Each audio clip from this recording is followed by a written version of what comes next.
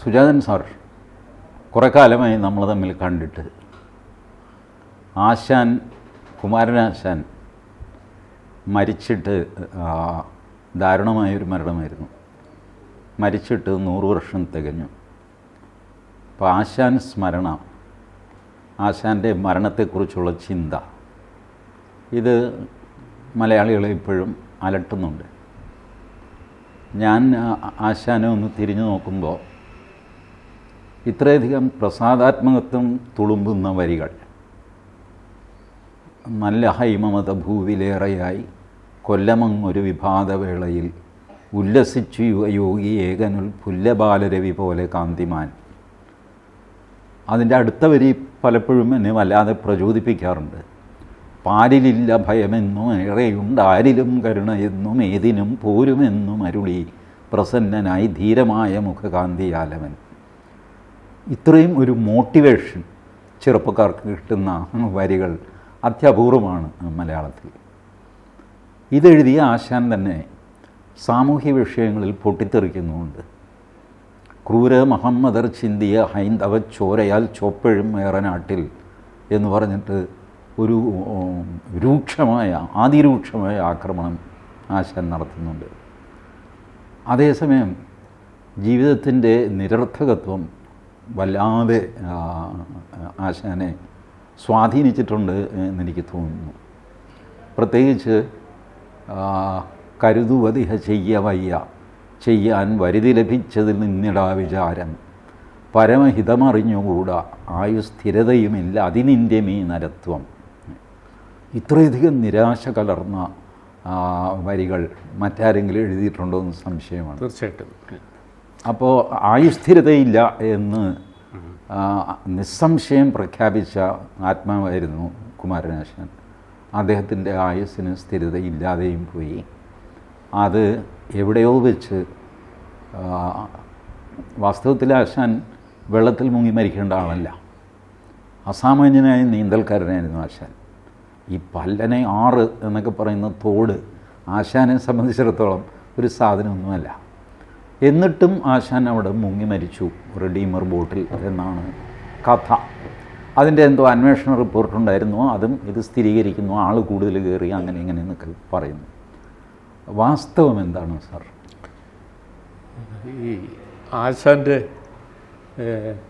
തിരോധാനത്തെക്കുറിച്ചും ദുരൂഹതയൊന്നുമില്ല, അദ്ദേഹത്തിൻ്റെ ദുരന്ത മരണത്തെക്കുറിച്ചും അത് ആ കാലം കഴിഞ്ഞ നൂറ്റാണ്ട് ദീർഘമായി ചർച്ച ചെയ്തൊരു വിഷയമാണ്. പക്ഷേ ഇതിൻ്റെ ഒരു FIR കണ്ടുപിടിക്കാൻ, അങ്ങനെ വല്ലതും ഉണ്ടെങ്കിൽ പോലീസ് രേഖ എന്താണെന്ന് കണ്ടുപിടിക്കാൻ പത്രപ്രവർത്തകൻ എന്ന നിലയിൽ ഞാനൊരു ശ്രമം നടത്തിയിരുന്നു ഒരു 25 വർഷം മുമ്പ്. അന്ന് ആലപ്പുഴയിലെ ക്രൈം റെക്കോർഡിൻ്റെ തലവനായിരുന്ന ഒരു പോലീസ് ഓഫീസർ എനിക്ക് പരിചയമുള്ള ആളായിരുന്നു. അദ്ദേഹം വഴി ഞാൻ ഒരു അന്വേഷണം നടത്തിയപ്പോൾ അദ്ദേഹം എനിക്ക് തന്ന വിവരം, ആശാൻ്റെ അപകടമരണം സംഭവിക്കുമ്പോൾ ആലപ്പുഴ ജില്ല കൊല്ലം പോലീസ് ഡിസ്ട്രിക്റ്റിൻ്റെ ആലപ്പുഴ എന്ന് പറഞ്ഞൊരു ജില്ലയില്ലായിരുന്നു, കൊല്ലമേ ഉള്ള. അത് പുന്നപ്രവയലാർ കാലം വരെയും അങ്ങനെയൊക്കെയായിരുന്നു. അപ്പോൾ കൊല്ലം കസബയിലായിരിക്കും അതിൻ്റെ റെക്കോർഡ്. അദ്ദേഹത്തിൻ്റെ സ്വാധീനം ഉപയോഗിച്ച് അദ്ദേഹം അതിനൊന്ന് ശ്രമിക്കാം. അങ്ങനെ ഒരു 4 മാസം കഴിഞ്ഞപ്പോൾ അദ്ദേഹം എനിക്ക് തന്ന വിവരം, കൊല്ലം കസബയിൽ അതിനു മുമ്പും അതിന് ശേഷവുമൊക്കെയുള്ള എല്ലാ ക്രൈം റെക്കോർഡ്സും ഉണ്ട്. ഈ 1924 ജനുവരി 16, 17, 18 തീയതികളിലെ പല്ലന ദുരന്തത്തെക്കുറിച്ച് ഒരു വരി പോലും ഒന്നുമില്ല, ഒരു പരാമർശം പോലും ഇല്ല. അതെന്തുകൊണ്ട് അങ്ങനെ സംഭവിച്ചു എന്ന് അവർക്ക് പറയാൻ പറ്റുന്നില്ല. ഏതായാലും ഒരു രേഖയും അവൈലബിൾ അല്ല. അന്ന് രാജഭരണകാലമാണല്ലോ. പക്ഷേ എൻ്റെ അന്വേഷണത്തിൽ ഇതിനെപ്പറ്റി ചെറിയാൻ കമ്മീഷൻ എന്നൊരു ജുഡീഷ്യൽ കമ്മീഷൻ, 3 അംഗ കമ്മീഷൻ അന്വേഷിച്ചു എന്നൊരു വിവരം കിട്ടി. അവർ ഒരു റിപ്പോർട്ടും കൊടുത്തിരുന്നു. അപ്പോൾ ആ റിപ്പോർട്ട് പുറത്ത് വരാതിരിക്കാൻ അന്നത്തെ രാജഭരണകൂടം ശ്രമിച്ചു. അത് പുറത്തു വന്നാൽ നാട്ടിൽ വർഗീയ കലാപം ഉണ്ടാകും. പ്രത്യേകിച്ചും ആശാനെ ആരാധിക്കുന്ന ഒരു ജനവിഭാഗത്തിനിടയിൽ വലിയ അങ്കലപ്പം, പ്രതിഷേധവുമൊക്കെ ഉയർത്താനിടയുണ്ട്. അതുകൊണ്ട് അത് ഇപ്പോൾ പുറത്തുവിടണ്ട.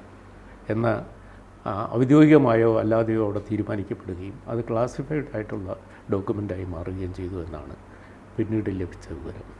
പക്ഷെ അങ്ങനെ ആശാൻ്റെ ബോട്ട് അപകടത്തിലാണ് മരിച്ചതെങ്കിൽ ഇത് ഇങ്ങനെ ക്ലാസിഫൈ ചെയ്യേണ്ട കാര്യം എന്താണ്? ഒന്നുകിൽ ബോട്ട് ഉടമയെ രക്ഷിക്കാൻ, ഇല്ലെങ്കിൽ ഇതിന് അകത്ത് വേറെ എന്തെങ്കിലും ദുരൂഹത ഉണ്ടാവും.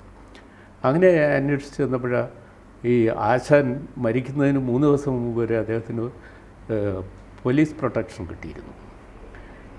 പോലീസുകാർ നിരന്തരം പോകുന്നിടത്തും ഉറങ്ങുന്നിടത്തും എല്ലാം കാവൽ നിൽക്കുന്ന ഒരു രീതി അദ്ദേഹത്തിൻ്റെ സ്വാതന്ത്ര്യത്തെ ബാധിക്കുന്നു എന്നാണ്. അപ്പോൾ ഗവൺമെൻറ്റിനോട് അദ്ദേഹം തന്നെ ഈ പോലീസ് പ്രൊട്ടക്ഷൻ കൊടുക്കാനും മാത്രം എന്ത് ഭീഷണിയാണ്, ആരാണ്, എന്തിനാണ് ആശാനെ ഭീഷണിപ്പെടുത്തുന്നത്? ആ സാഹചര്യം ഉണ്ടായിരുന്നു. കാരണം കേരളത്തിലെ എണ്ണം പറഞ്ഞ ഒരു കവി, ഒരുപക്ഷെ കവിത്രയത്തിൽ ഏറ്റവും തലയെടുപ്പുള്ള ആൾ ആശാനായിരുന്നു. വള്ളത്തോളും ഉള്ളൂരും ഉണ്ടായിരുന്നു. ഞാൻ അവരെ കുറച്ച് പറയുകയില്ല. എന്നാലും കേരളം ഏറ്റവും അധികം നെഞ്ചേറ്റിയത് ആശാനെ എന്ന് വേണം പറയാൻ, താരതമ്യേന. അന്നത്തെ അപ്പം അങ്ങനെയുള്ള ഒരു കവിക്ക് ജീവന് ഭീഷണി ഉണ്ടാവുക, ആരാ അന്നത്തെ കാലത്ത് അദ്ദേഹത്തെ ഭീഷണിപ്പെടുത്താൻ മാത്രം വലിപ്പമുള്ള ആൾക്കാർ? അതാണ് നമ്മൾ ഈ മലബാർ കലാപം, മാപ്പിള കലാപത്തെ തുടർന്ന് ആ സ്ഥലത്ത് പോയി നേരിട്ട് അന്വേഷിച്ച് കവിത ചമയ്ക്കുകയും അദ്ദേഹം അത് ദുരവസ്ഥ എന്ന പേരിൽ പുസ്തകമായി ഏതാനും മാസങ്ങൾ, കലാപം 22 അവസാനിച്ചു, ഏതാനും മാസം കഴിഞ്ഞപ്പോൾ ഈ ദുരവസ്ഥ എന്ന കൃതിയും പുറത്തു വന്നു. അപ്പോൾ ആ ദുരവസ്ഥയിലെ പരാമർശങ്ങൾ കലാപത്തിന് ഒപ്പുകൂട്ടിയ ഒരു ജനവിഭാഗത്തിനും, പ്രത്യേകിച്ചും മുസ്ലിം തീവ്രവാദ വിഭാഗത്തിനും ജമാഅത്തെ ഇസ്ലാമിക്കും ഒക്കെ ആശാൻ്റെ പരാമർശങ്ങൾ, അതിനകത്ത് ക്രൂര മുഹമ്മദർ എന്നൊക്കെ പ്രയോഗിക്കുന്ന ഭാഗങ്ങളൊക്കെ അവർക്ക് വലിയ വിരോധമുളവാക്കി. ശരിയാണ്. അമ്മമാരില്ലേ, സഹോദരിമാരില്ലേ, മൂർഖർക്ക് ഈശ്വര ചിന്തയില്ലേ, ഇങ്ങനെയൊക്കെയുള്ള സാമാന്യമായ പൊട്ടിത്തെറിയാണ്. അതെ അതെ. അപ്പോൾ ആലപ്പുഴ ജില്ലയിലെ ജമാഅത്തെ ഇസ്ലാമിയുടെ യുവ സംഘടന ആശാന് കത്തയച്ചു, ഇതിൽ പ്രതിഷേധിച്ചു, ഈ ഭാഗങ്ങളൊക്കെ ഒഴിവാക്കണം, ഈ കൃതി തന്നെ പിൻവലിക്കണം എന്നൊക്കെ. മാത്രമല്ല ആശാൻ്റെ ദുരവസ്ഥ ഇറങ്ങിയപ്പോൾ അതിൻ്റെ കോപ്പി കിട്ടുന്നിടത്തുനിന്നൊക്കെ വാങ്ങിച്ച് പരസ്യമായി കത്തിക്കാൻ തുടങ്ങി. അപ്പോൾ ആശാന് ഇത് വലിയ പ്രയാസം ഉണ്ടാക്കി. അദ്ദേഹം ഈ കത്തെഴുതിയ ആളുകൾക്ക് മറുപടി അയച്ചു, എനിക്ക് നേരിട്ട് ബോധ്യമുള്ളതാണ്, ഞാനും മൂർക്കോത്ത് കുമാരനും പിന്നെ വേറൊരു സുഹൃത്തും കൂടി ഈ സ്ഥലങ്ങളിലൊക്കെ പോയി കണ്ട് പല ആളുകളുമായിട്ട് സംസാരിച്ച് കിട്ടിയ വിവരങ്ങളുടെ അടിസ്ഥാനത്തിലാണ് എഴുതിയത്. എഴുതിയതിനേക്കാൾ ഭീകരമാണ്, എൻ്റെ കവിതയിൽ പറയുന്നതിനേക്കാൾ ഭീകരമാണ്. പിന്നെ കാവ്യ യുക്തിയും മര്യാദയും പാലിച്ച് ഞാൻ ഇത്രയേ പറഞ്ഞുള്ളൂ, അതുകൊണ്ട് ഒരു വരി പോലും ഞാൻ പിൻവലിക്കാൻ തയ്യാറല്ല എന്നായിരുന്നു അദ്ദേഹത്തിൻ്റെ മറുപടി. അപ്പോൾ വക്കം മൗലവി വേറൊരു സുഹൃത്തും കൂടെ ആശാൻ്റെ ഫ്രണ്ട്സ് എന്ന നിലയിൽ നേരിട്ട് ചെന്ന് കണ്ട്, സമുദായത്തിൽ വലിയ പ്രശ്നമായിട്ടുണ്ട്, ആശാൻ ഇത് പിൻവലിക്കണം, പിൻവലിച്ചില്ലെങ്കിൽ ജീവഭീഷണിയൊക്കെ ഉണ്ടാവും. അങ്ങനെ അവരുടെയും കൂടെ പ്രേരണയാലാണ് രാജഭരണകൂടം അദ്ദേഹത്തിന് പോലീസ് പ്രൊട്ടക്ഷൻ കൊടുത്തത്. പോലീസ് പ്രൊട്ടക്ഷൻ കൊടുക്കുന്ന സമയത്ത് ആശാൻ SNDP യോഗം ജനറൽ സെക്രട്ടറി അല്ല, സെക്രട്ടറി സ്ഥാനത്ത് നിന്ന് ചില വിവാദത്തെ തുടർന്ന് അദ്ദേഹത്തെ മാറ്റിയിരുന്നു. മാറ്റിയതല്ല, അദ്ദേഹം സ്വയം രാജിവെച്ചതാണ്. രാജിവെച്ചിട്ട് ഒരു N കുമാരൻ എന്ന് പറഞ്ഞ് വേറൊരാളാണ്, അത് തൃക്കുന്നപ്പുഴക്കാരനായിരുന്നു. TK മാധവനും N കുമാരനും ഉൾപ്പെട്ട ഒരു ആലപ്പുഴ ലോബി ആശാനെതിരെ അഴിമതി ആരോപണം ഉന്നയിച്ചു.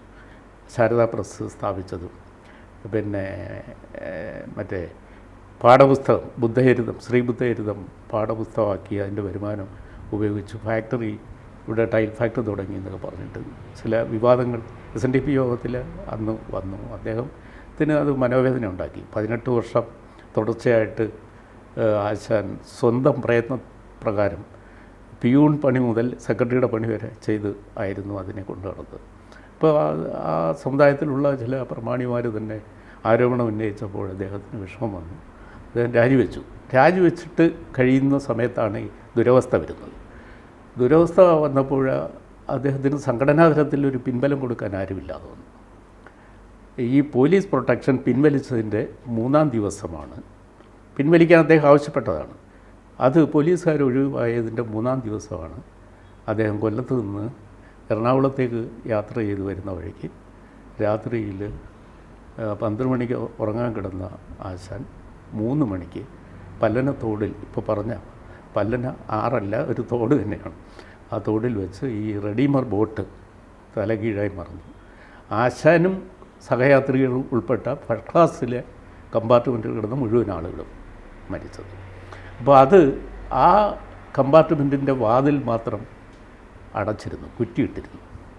അപ്പോൾ അതിലുള്ള ആരും രക്ഷപ്പെടരുത് എന്നാരോ കരുതിയതുപോലെയുണ്ട്. പിന്നെ ആ ബോട്ടിൽ പുറത്തുനിന്ന് കുറ്റിയിട്ടു.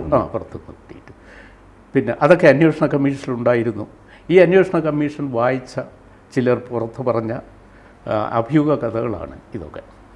പിന്നെ ഈ പല്ലനയാറിൻ്റെ കുറുകെ പിന്നെ മെറ്റൽ വടം, അയൺ വടം വലിച്ചു കെട്ടി ഇതിൻ്റെ പ്രൊപ്പലർ കുരുക്കിയാണ് ഇത് മറിച്ചത്.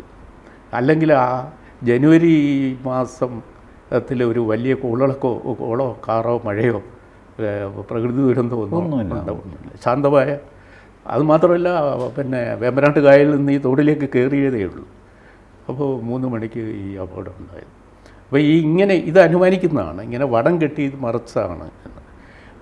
ബോട്ടിലുള്ള ജീവനക്കാരും മരിച്ചിട്ടില്ല. ബോട്ട് ആ ഇടയ്ക്ക് തന്നെ സർവീസ് ചെയ്തതായിരുന്നു. എറണാകുളത്തുള്ള വർക്കി ആൻഡ് കോ എന്നോ അങ്ങനെ എന്തോ ഒരു ഫെറി സർവീസിൻ്റെ ആയിരുന്നു ഈ ബോട്ട്.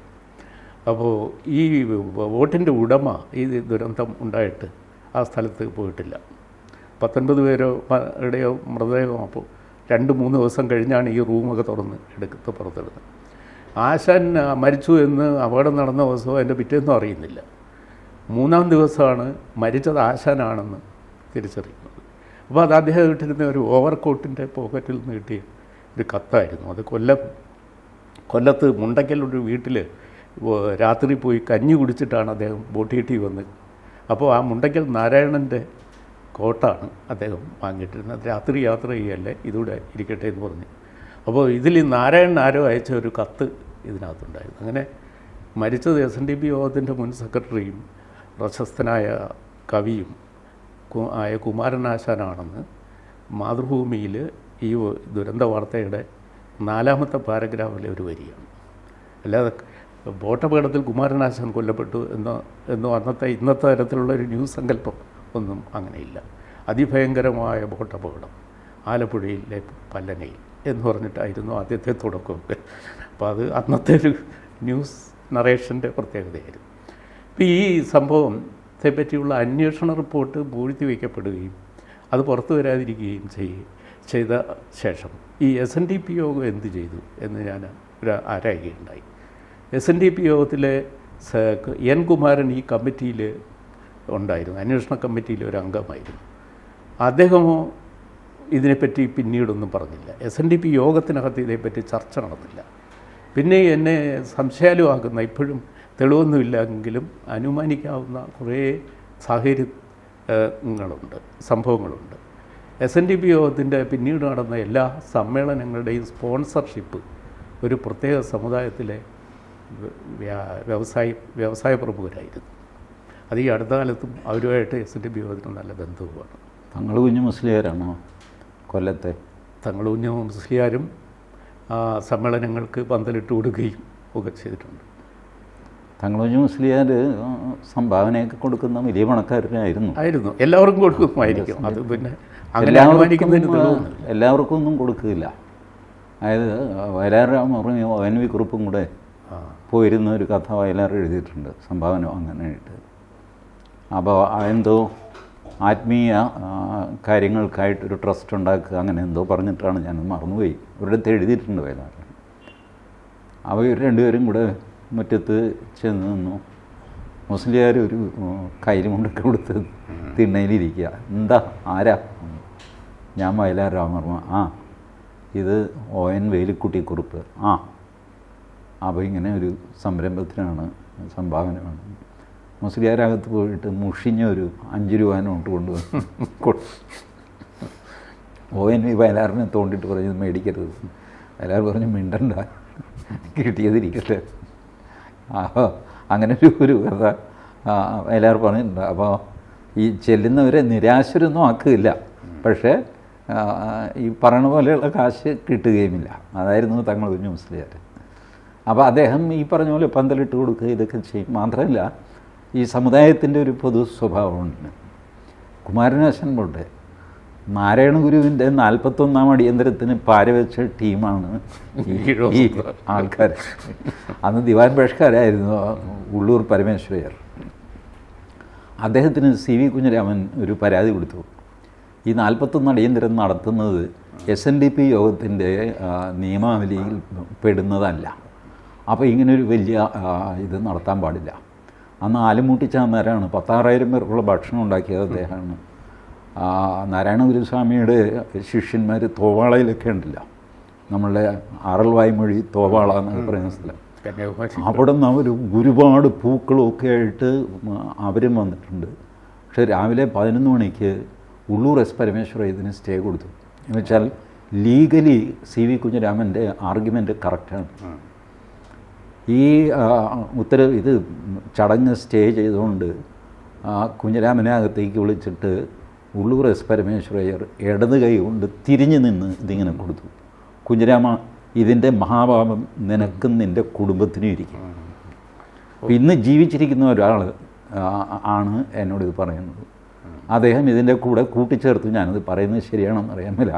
അദ്ദേഹത്തിൻ്റെ സന്തതി പരമ്പരകൾക്ക് അന്തഛിദ്രവും അതുമൊക്കെ കൊണ്ട് ഒരുപാട് വിഷമതകൾ അനുഭവിക്കേണ്ടി വരുന്നത് കണ്ടില്ലേ എന്ന് എന്നോട് ചോദിക്കുകയും ചെയ്തു. അങ്ങനെയൊക്കെ ചെയ്ത സമയം അപ്പോൾ ഈ എൻ കുമാരൻ അന്ന് ഈ അന്വേഷണ കമ്മീഷനിൽ ഉണ്ടായിട്ടും വേണ്ട പോലെ ഇടപെട്ടില്ല എന്ന് പറയുന്നത് സാറിൻ്റെ ആ അനുമാനം തെറ്റല്ല, അത് ശരിയാവാനാണ് കൂടുതൽ സാധ്യത.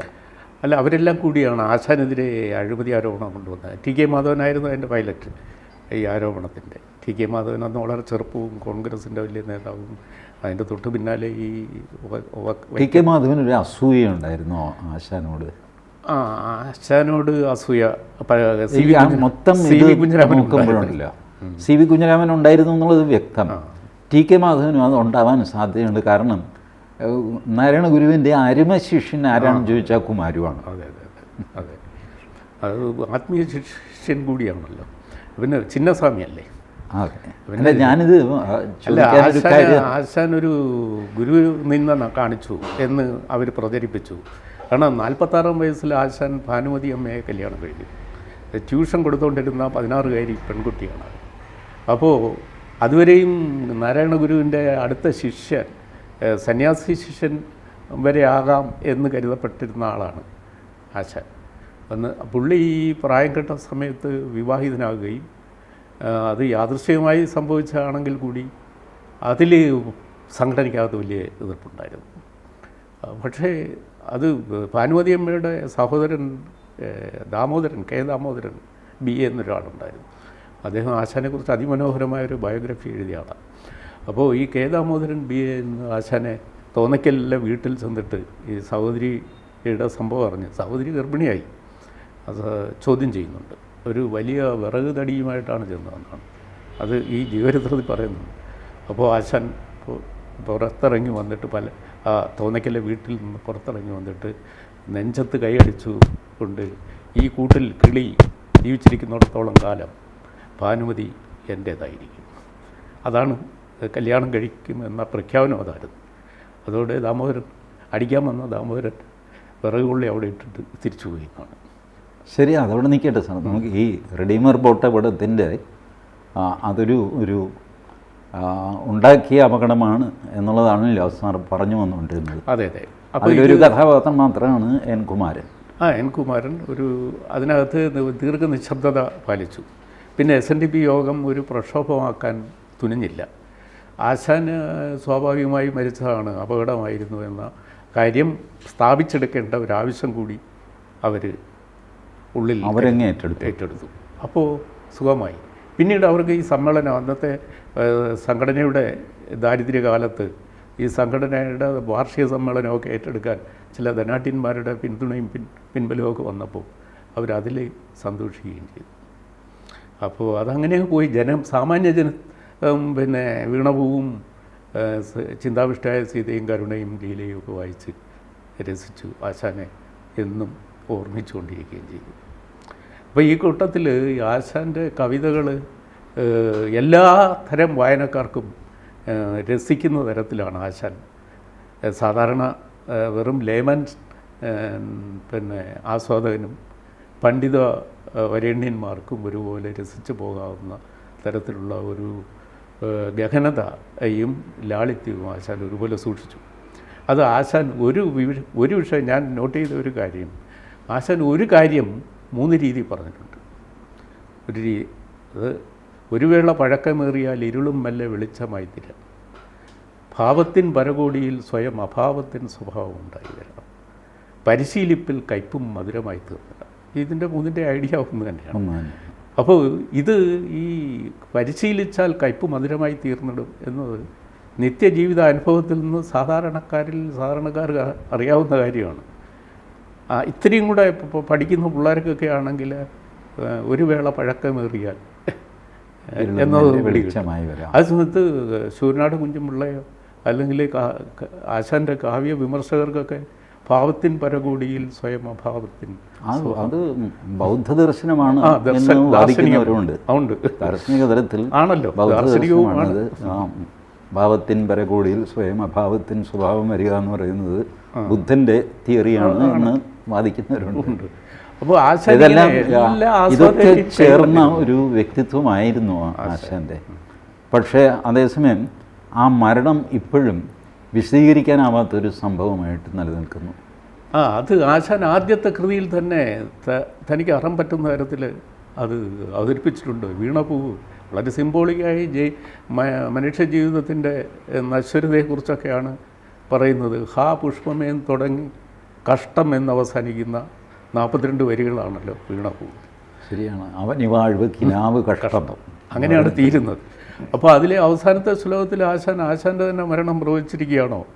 കണ്ണേ മടങ്ങുക കരിഞ്ഞും അലിഞ്ഞും ആശു മണ്ണാകുമീ മലര് വിസ്മൃതമാകും ഇപ്പോൾ എണ്ണീടുകാർക്കും ഇത് താൻ ഗതി സാധ്യമെന്തു കണ്ണീരിനാൽ അവന് വാഴ്വ് കിനാവ് കഷ്ടം. അപ്പോൾ 1907 എഴുതിയ വീണപൂവിൽ തന്നെ അദ്ദേഹം ആശാൻ്റെ തന്നെ മരണവും അവസാനം പറഞ്ഞിരുന്നു, എണ്ണീട് ആർക്കും ഇത് താൻ കഴിയ അവന് വാഴ്വ് കിനാവ് കഷ്ടം എന്ന്. ഈ ലോകത്ത് നിന്ന് അനിശ്ചിത അവസ്ഥയിൽ നിന്നും രക്ഷപ്പെടാൻ അദ്ദേഹത്തിൻ്റെ ഒരു ദാർശനിക തലം എപ്പോഴും അതായിരുന്നു.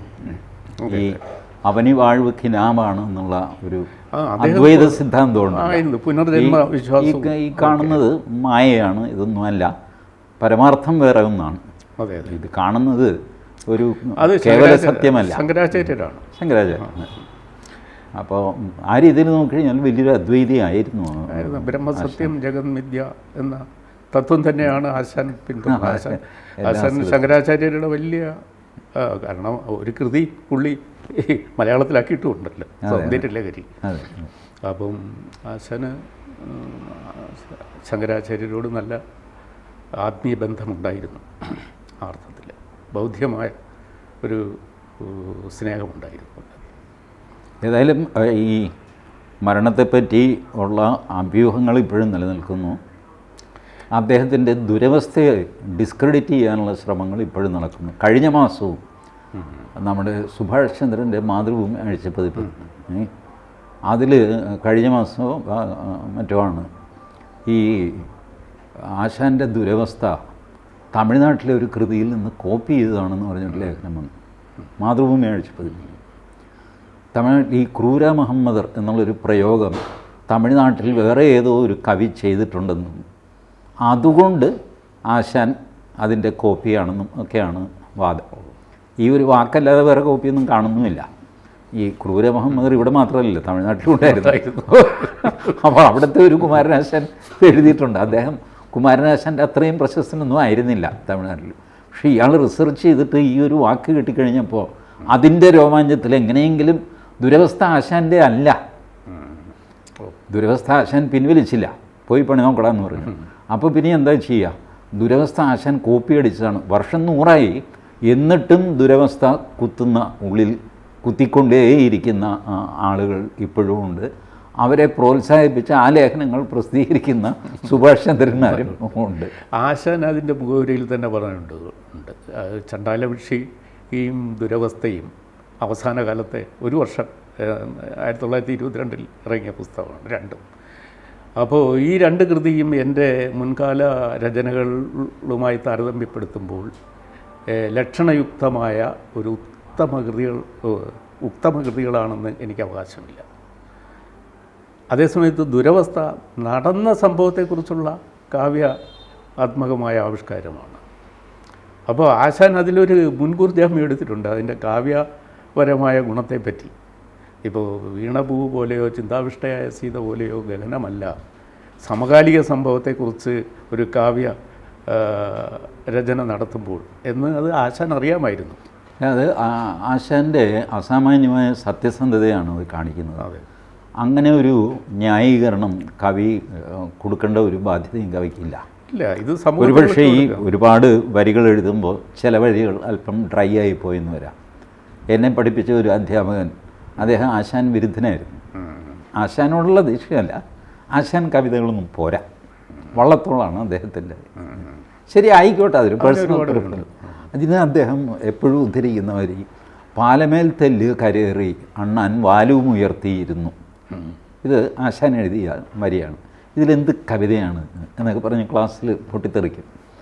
ആ അണ്ണാന് വാലില്ലെങ്കിൽ പാലമേൽ തെല്ല് കരേറി അണ്ണാൻ കോലും ഉയർത്തിയിരുന്നു എന്ന് എഴുതിയേനെ. വാലുണ്ടായത് ഭാഗ്യം, ഇങ്ങനെയൊക്കെ പറഞ്ഞ് പരിഹസിക്കുക. ഇപ്പോൾ ഇത് ഒരു കാവ്യത്തിൽ, ഖണ്ഡകാവ്യത്തിലെ ഒരു വരിയൊക്കെ വെച്ചിട്ട് അതിൻ്റെ ആകെ പ്രഭാവം നമുക്ക് തീരുമാനിക്കാൻ പറ്റില്ല. ചില വരികൾ ഇപ്പോൾ ആശാൻ ഐ, ബത, ഹന്ത ഇതുപോലെയൊക്കെയുള്ള വാക്കുകൾ ഉപയോഗിക്കുന്നു എന്ന് പറഞ്ഞ് ഇപ്പോഴും പരിഹസിക്കുന്നവരുണ്ട്. കാവ്യഗുണമില്ലാഞ്ഞിട്ടാണ് അവിടെ വേറെ വാക്ക് കിട്ടിയില്ല, അതുകൊണ്ട് ഹന്ത ചേർത്തു എന്നൊക്കെ പറഞ്ഞു. അത് അന്നത്തെ വാക്കുകൾ ഒരുപാട് അല്ല, അന്നത്തെ ഒരു സ്റ്റൈലായിരുന്നു അത്. ഹന്ത ആശാൻ മാത്രമല്ല, എഴുത്തച്ഛനും ഉപയോഗിച്ചിട്ടുണ്ട്, അതിന് ഒന്നുമില്ല. അപ്പോൾ അന്നത്തെ ഒരു വാക്കായിരുന്നു അത്. ഇന്നിപ്പോൾ അത് ചെയ്യുന്നില്ല. ഇന്നെന്താണെന്ന് വെച്ച് കഴിഞ്ഞാൽ ഇന്ന് വൃത്തത്തിൻ്റെ ആവശ്യം വരുന്നില്ല. ഇന്ന് ഗദ്യമെടുത്തിട്ടൊരു സ്കെയിൽ വെച്ച് രണ്ടാക്കി മുറിച്ചിട്ട് കവിത എന്ന് പറഞ്ഞ് ഫേസ്ബുക്കിലിട്ട് കഴിഞ്ഞാൽ കവിതയായി. ഈ സ്റ്റാൻഡേർഡ് വെച്ചൊന്നും ആശാനെ വിലയിരുത്താനോ നോക്കാനോ പോലും പറ്റില്ല. ആശാന് പിന്നെ നളിനിക്ക് അവതാരിക എഴുതിയ AR രാജരാജവർമ്മയുമായിട്ട് നല്ല അടുപ്പമുണ്ടായിരുന്നു. അദ്ദേഹത്തിൻ്റെ സഹായത്താലാണ് ഈ ബുദ്ധേരി നമുക്ക് പാഠപുസ്തകമായത്. അദ്ദേഹം സ്റ്റേറ്റ് വിദ്യാഭ്യാസ ഡയറക്ടറായിരുന്നല്ലോ. അപ്പോൾ ഇവരുടെ ഈ സൗഹൃദത്തെക്കുറിച്ച് പോലും എന്തെല്ലാം അപവാദങ്ങളന്ന് തന്നെ SNDP യോഗത്തിൽ നിന്ന് പോലും ഉയർന്നു. AR കാർ അപകടത്തിൽ മരിച്ചു കഴിഞ്ഞപ്പോൾ ആശാൻ ഒരു അനുസ്മരണക്കുറിപ്പ് പോലും, ഒരു അനുശോചന സന്ദേശം പോലും അയച്ചില്ല. ആശാനെ കുറ്റപ്പെടുന്നത്, നിങ്ങൾക്ക് ഒരു മനുഷ്യനാണോ നിങ്ങൾ എന്നൊക്കെ ചോദിക്കാൻ തുടങ്ങി. ആശാൻ അതിൻ്റെ മുഖവരിയിൽ പറയുന്നുണ്ട്. ആശാൻ എന്നിട്ട് ഒരു കൊല്ലം കഴിഞ്ഞാണ് പ്രരോധനം എഴുതിയത്. അപ്പോൾ പ്രരോധനം എഴുതിയപ്പം മലയാളത്തിൽ ഇതുവരെയും അതുപോലെ ഒരു എലിജി, ഒരു വിലാപകാവ്യം വേറെ ഉണ്ടായിട്ടില്ല. അപ്പോൾ അതിൽ ആശാൻ ARമായിട്ടുള്ള ആത്മീയ ബന്ധത്തെക്കുറിച്ചും അടുപ്പത്തെക്കുറിച്ചും വളരെ സവിസ്തരം പറയും. അപ്പോൾ ആശാനെ കാരണമില്ലാതെയും അകാരണമായിട്ടും കാരണമുണ്ടായിട്ടും അറ്റാക്ക് ചെയ്യാനുള്ളൊരു വാസന അന്നത്തെ പല പണ്ഡിതന്മാർക്കിടയിലും ഉണ്ടായിരുന്നു. കുറച്ചൊക്കെ അസൂയയിൽ നിന്ന് ഒരുപാട് പേര് കവിത എഴുതാൻ ശ്രമിച്ച ആശാൻ്റെ മുമ്പിൽ ഇനി എനിക്ക് ഷൈൻ ചെയ്യാൻ പറ്റില്ല എന്ന് വിചാരിച്ച് അവസാനിപ്പിച്ചു പോയ ആളാണ് CV കുഞ്ഞിരാമനെ പോലെയുള്ള ഒരുപാട് പേരുണ്ട്. അങ്ങനെയുള്ള അല്ല, ആശാൻ്റെ വീണപൂ വന്നപ്പോൾ CV കുഞ്ഞിരാമൻ പറഞ്ഞു, ഇനി മലയാളത്തിൽ ഞാൻ എഴുതേണ്ട കാര്യമില്ല എന്ന് പറഞ്ഞിട്ട് പുള്ളി പിന്നെ ഗദ്യമേ എഴുതിയിട്ടുള്ളൂ. കവിതയിൽ നിന്ന് പിൻവാങ്ങിയ ആളുകൾ അതുപോലെ ഒരുപാട് പേരുണ്ട്. അപ്പോൾ ഇത് ഒരു സാധാരണ രീതിയിലുണ്ടാകുന്നതാണ് അസൂയാലുക്കൾ. ആശാൻ അറിയാമായിരുന്നു. ഏതായാലും ആശാൻ്റെ മരണം ഒരു പ്രഹേളികയായിട്ട് ഇന്നും തുടരുന്നു എന്നുള്ളത് മലയാളികളെ ലജ്ജിപ്പിക്കേണ്ട ഒരു കാര്യമാണ്. പക്ഷേ ഇതിപ്പോൾ 100 കൊല്ലമായി. 100 കൊല്ലം വലിയൊരു കൊല്ലമൊന്നുമല്ല. ഈ ചെറിയ കമ്മിറ്റി റിപ്പോർട്ട് അത് പിന്നെ പുറത്ത് വന്നു കഴിഞ്ഞാൽ ഈ അപകടത്തിൻ്റെ കാരണം അറിയാം. അത് ഓവർ ക്രൗഡഡ് ആണോ എന്നൊരു സംശയം നേരത്തെ മോഹൻദാസ് സാർ ഉന്നയിച്ചല്ലോ. അപ്പോൾ അതുപോലുള്ള ഇഷ്യൂസ് നമുക്ക് പിന്നെ നിരാകരിക്കാനും സ്വീകരിക്കാനുള്ള അവസരമാണത്. പക്ഷേ ഇപ്പോൾ 50 വർഷം കഴിഞ്ഞല്ലോ, ഇനി എന്തിനാ അത് ക്ലാസിഫൈ ചെയ്ത് വയ്ക്കണം? നമ്മുടെ ഇന്ത്യൻ നിയമം അനുസരിച്ച് 50 വർഷം കഴിഞ്ഞാൽ എല്ലാം ഓപ്പണാണ്. അതെ. അപ്പോൾ അത് പബ്ലിക് ഡൊമൈനിൽ വരുത്താൻ പറ്റുന്നതാണെങ്കിൽ, നശിപ്പിക്കപ്പെട്ടിട്ടില്ലെങ്കിൽ തിരുവിതാംകൂറിൻ്റെ ആർക്കൈവ്സിലുണ്ടാവും. അത് MG ശശിഭൂഷണെ പോലെയുള്ള ആളുകൾക്ക് ശ്രമിച്ചാൽ പുറത്തു കൊണ്ടുവരാൻ പറ്റും എന്നെനിക്ക് തോന്നിയിട്ടുണ്ട്. ഞാൻ ആരെങ്കിലും അത് പുറത്തു കൊണ്ടുവരും സാർ. സത്യത്തിന് ഈ ഒരു സ്വഭാവമുണ്ടല്ലോ. അതെ, അത് ചില സമയത്ത് ആരോ ഒക്കെ കൂടിയിട്ട് അതിങ്ങനെ തലനീട്ടി പുറത്തേക്ക് വരും, അല്ലെങ്കിൽ തന്നെ തലനീട്ടി പുറത്തേക്ക് വരും. അങ്ങനെ ഇതും വരും ഒരു ദിവസം എന്ന് വിചാരിക്കാം. ഒരു കാവ്യനീതി അതെ, ശരി സാർ. കൂടുതൽ വാർത്തകളും വിശേഷങ്ങളും നിങ്ങളിലേക്ക് എത്താൻ ABC മലയാളം സബ്സ്ക്രൈബ് ചെയ്യുക, ബെൽ ബട്ടണും അമർത്തുക.